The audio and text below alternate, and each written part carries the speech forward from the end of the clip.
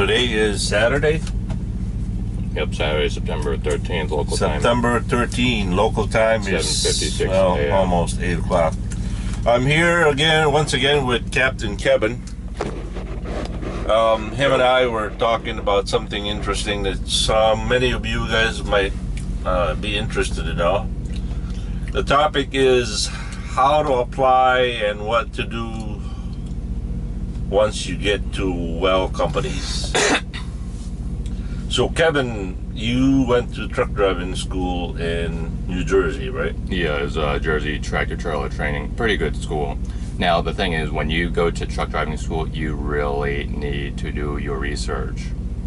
Because you might get a couple of schools, like, I'll list the one I looked up in New Jersey. And this, obviously, depending on where you are, but the idea is still the same. The three schools I looked into, Jersey Tractor Trailer Training, Windsor, I forget the rest of the name, and then Smith & Solomon. Now, driving around, going to these schools, having a look, Windsor didn't really seem too organized, so that one went out the window, and then it was down to Jersey's Tractor Trailer Training and Smith & Solomon. I went back to both of them a second time to basically observe the way their training works. And with Smith & Solomon, they advertise the 160 hours of training. But really, from what I've observed, you're in a yard with trucks, like 4 trucks driving around, and there's a bunch of students more or less just standing there waiting to get into a truck. You could be standing there. There's not enough trucks. You end up a whole lot of waiting time than actual driving time. Exactly. You basically spend more time waiting than you do actually driving the truck, because you could be waiting in line for an hour and then you get in the truck for 10 minutes? Yeah, there's not enough trucks. Whereas with the Jersey Tractor Trailer Training, the way they work is they schedule your driving session in 2-hour blocks, but it's one-on-one training with the instructor. So it's just you, the instructor, and the truck. That's it. During those 2 hours, the instructor is focused entirely on your training and only your training, nobody else, which is good because it's important to have that. Otherwise, you're driving 10 minutes at a time, then you go back in line, wait to do something else, and then get in for another 10 minutes. You're not really learning anything. So when you go to a truck driving school, do your research, please. And not to mention, if it was just you and your instructor, you don't have the fear pressure of looking at back of your shoulder, people looking at you. Hey, there's that too. Yeah, you don't have that pressure of, am I screwing this up? And at least with you and your instructor, it's one-on-one. Yeah. And it's concentrated, and so that's pretty much important too. Now, so the Jersey truck driving school, how much did that cost you? $26.50. So that was actually pretty cheap. Believe it or not, the other one, Smith & Solomon, was well over $4,000. So you would have actually essentially been spending more money to get less training. Wow, that's pretty cool. So, now, did you take out a student loan or you paid cash? No, my dad paid for that for me. Okay. So, all right. So, you went to that truck driving school. How long did that take you? About 6 weeks. 6 weeks. Yeah, six-week program. Because you pretty much have to get the 160 hours in before really any trucking company would hire you. And obviously, you have to get your CDL, which it wasn't really that difficult in the state of New Jersey. Actually, the instructor told me I did pretty well, because the thing is, we were issued a sheet basically with, what you would look for in the pre-trip inspection for the road test. Now, the school will only prepare you for the road test. There are certain things like, for anyone who follows my channel, you saw the video where I was parallel parking in New York City. I had to teach myself how to parallel park. That is because the truck driving school did not teach me to do that. And the reason the truck driving school did not teach me to do that is it is not required for the road test in the state of New Jersey. And that's the same with any other truck driving school, really. I mean, every state has different requirements for their training. So, I know some states do require you to do parallel parking. So, I mean, I'm not going to hold that against them because obviously they don't feel there's any point in doing any training for something that, you're never going to do on the actual road test, because the whole point of the truck driving school is to get you to I can't speak English today, but prepare for the road test. So Kevin, from finishing your truck driving school, how long did it take you to apply for? what actually happened was I had actually applied to these truck driving companies before I got my CDL, because I was told from the truck driving school you want to apply early. But they well managed to respond fairly quick. I was able to hear from them within I think it was on a Friday when I applied. They got back to me on Monday, and they were just waiting for me to get my CDL. Once I got my CDL, I called them up, and within an hour, I got the bus ticket. So I was gone 2 days later. So the procedure is to apply for a company and then go to truck driving school? Well, I was already in the school before I applied, so... Okay. I mean, I guess in theory it's really up to you, but obviously you want to try to get things done faster. I mean, the sooner you apply, the sooner you'd be able to. And then, at least the company will know, A, you exist, B, they'll have an idea of what's going on, and then, that way you're not wasting time. Oh, you got your license, now what? I see. So...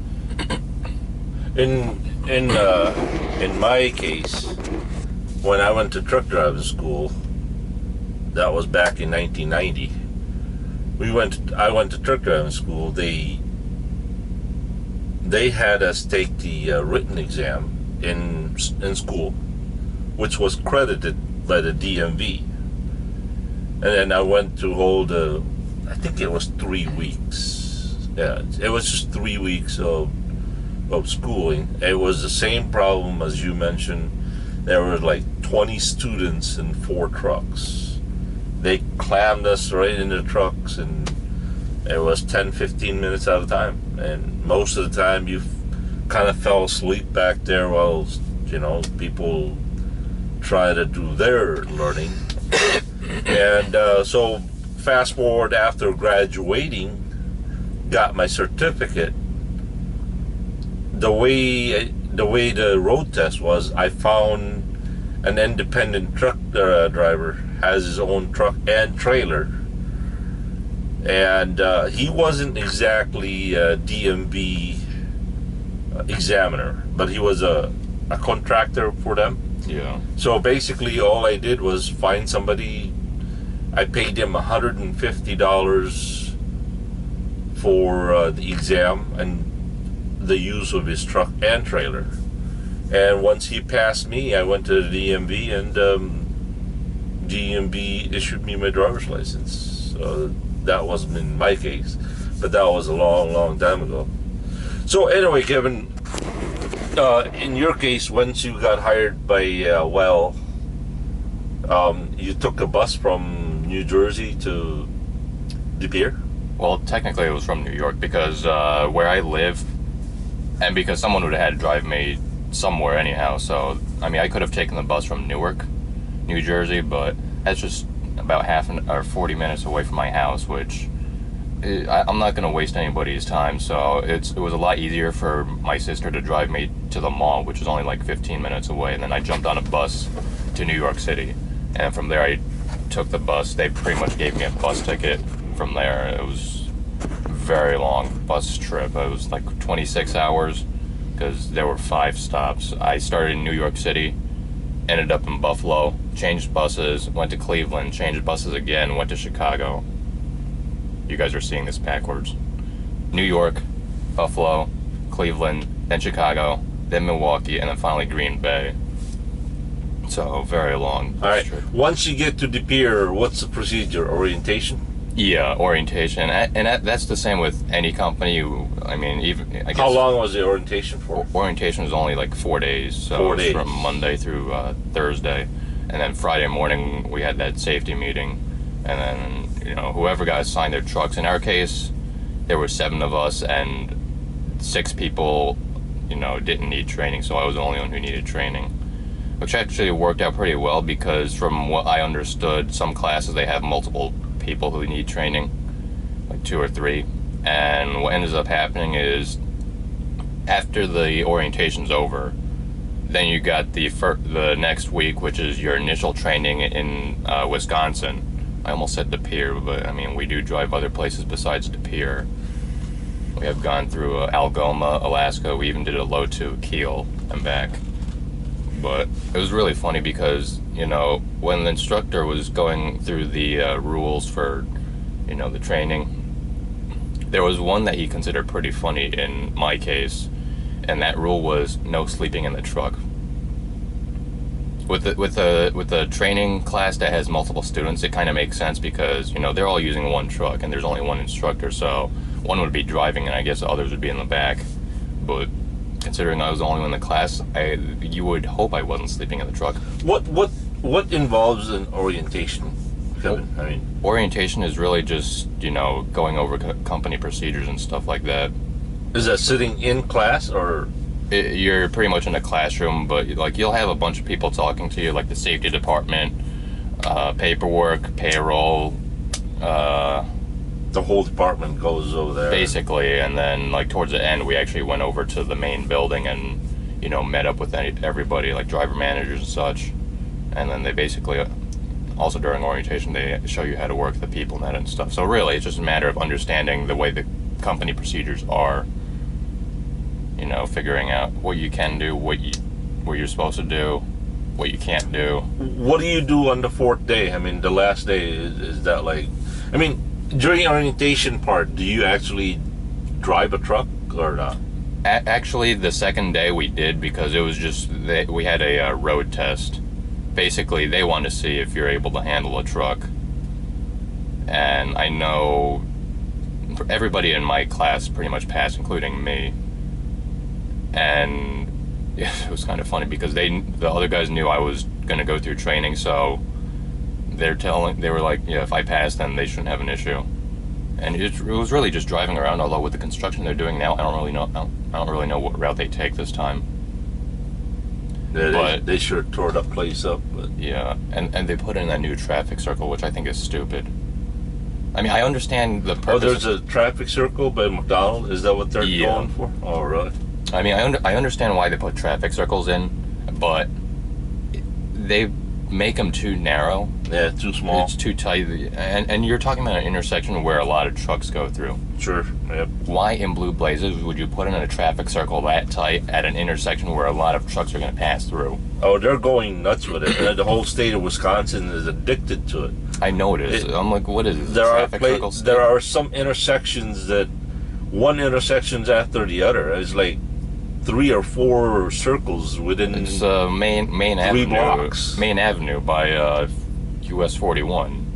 Well, you gotta admit, it's less maintenance. Oh no, I totally understand why it's there. Don't get me wrong. The problem is they just don't build it big enough. Too tight for a tractor trailer. I mean, if you go to Massachusetts or New Jersey, I don't have a problem with those traffic circles because I can at least fit one of these tractor trailers in it without taking up both lanes. Yeah. In Wisconsin, you can't do that. All right. So once orientation is done, you're hired. Yeah. Then what's the next step? You go find yourself a trainer, right? No, I don't find the trainer because your first week you're going to be doing your initial training in Wisconsin. They already have the trainer, same trainer who did the road test the one day during orientation. So he's the one that trains you initially. So you don't actually go looking for anybody because they have people to do that. And then basically once you finish that week in Wisconsin, then you start your over-the-road training, and they pretty much assign a trainer to you. So you really don't have to worry about that. All right. So after you're all hired, then you go over the road with a trainer. Yep. How long did that take you? It took me 3 weeks, I believe. Yeah, 3 weeks. So you're 3 weeks out on the road with a trainer. Yep. And then after that, he then released you to be solo?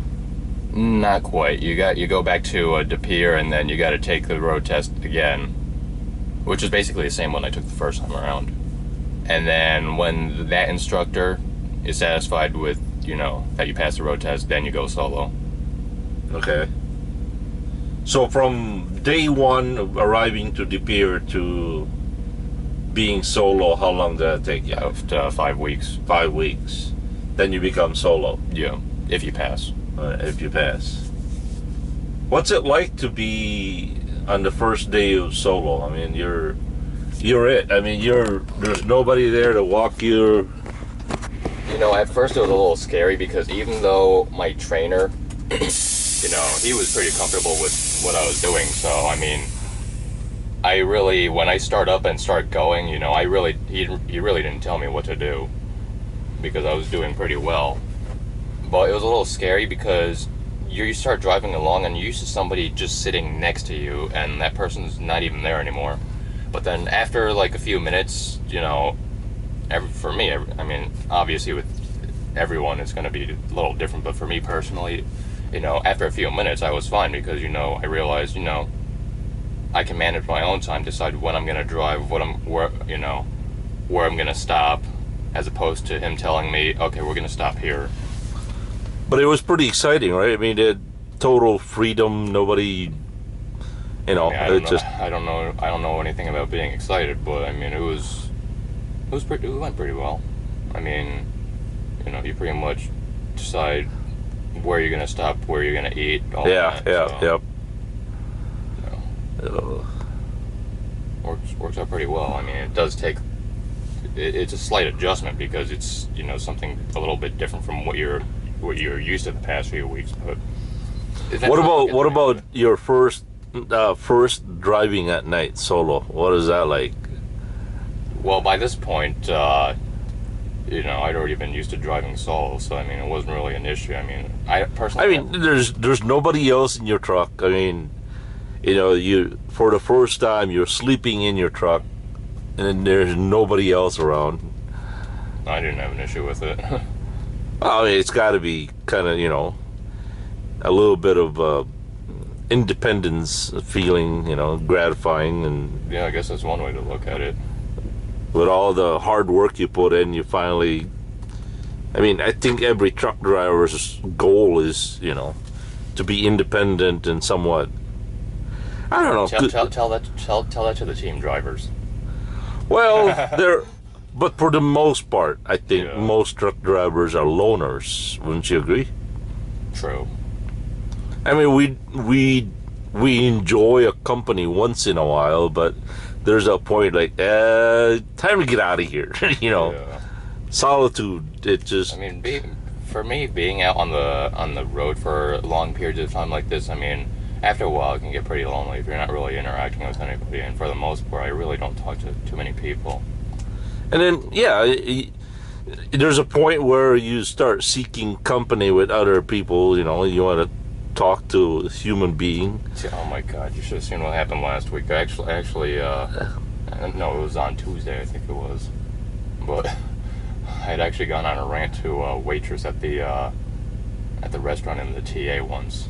Yeah, that has never happened before. And the funny thing is, it was about you saw that video with the ALS challenge. It was pretty much about that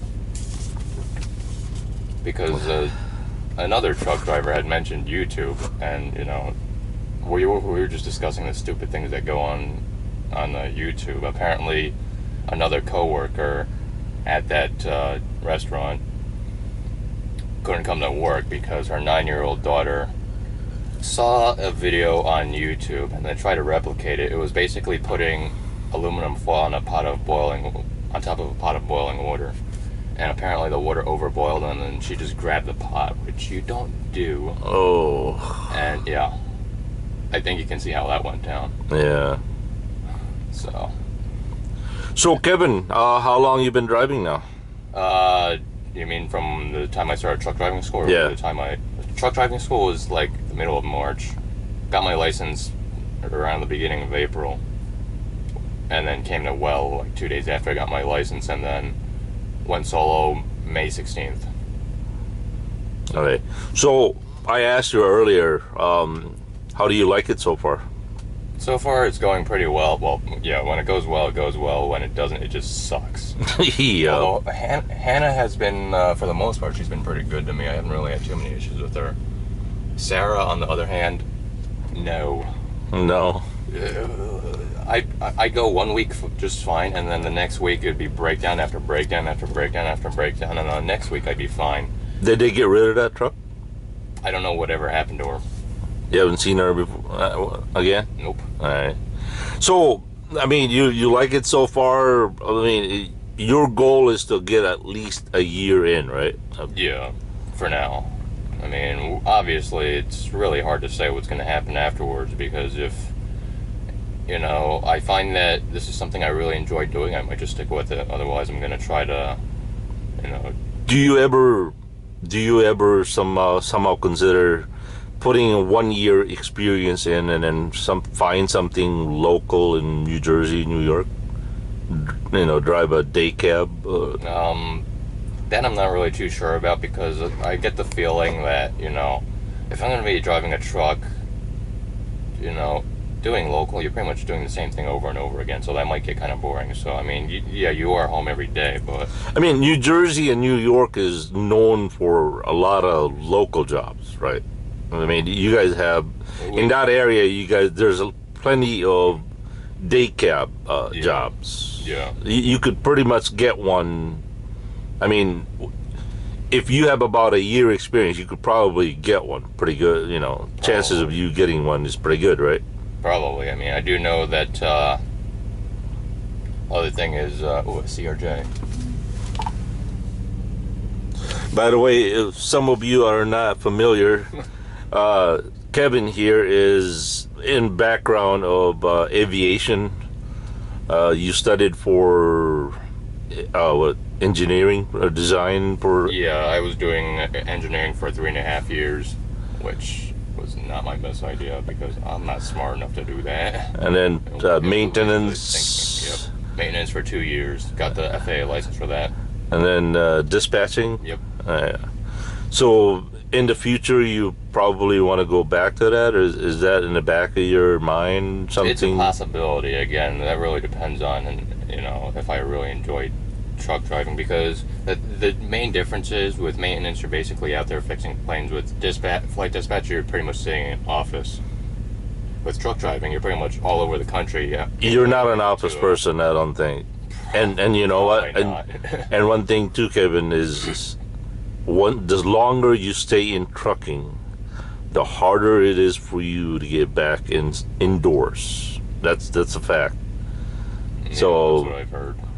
So like right now with me, I don't think I could drive. I don't think I could work indoors because I've been out here so long that for me to work indoors would be really, you know, a big adjustment for me.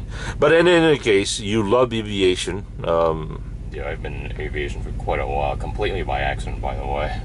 And I would imagine you love aerodynamics. Since you're a little kid, you have that love for airplanes and stuff. So yeah, I have a flight simulator on my computer that, you know, I fly planes, and that's why they call me Captain Kevin. For those of you who follow my channel, they've probably seen a few videos where I'm just flying around. So in any case, you want to get at least a year of experience in trucking, and yeah, as you said, you might stick with it or might do something else. Pretty much. That's pretty much the plan right now. I mean, obviously, there's no way to know what the future's going to hold. But you don't have a concrete goal right now to what exactly you're going to do. After that, no, because, you know, obviously, how am I supposed to know right now if I still enjoy doing it a year later? So yeah. Well, Kevin, it's been nice meeting you. It's been a while. I mean, it took us a while to get together here. Yeah. And so, well, for those of you on my channel, go check out Captain Kevin's channel, and he's got a lot of cool videos there. It's called Captain Kevin. We'll catch you guys later. Have a good and godly day, everybody. Peace. Good.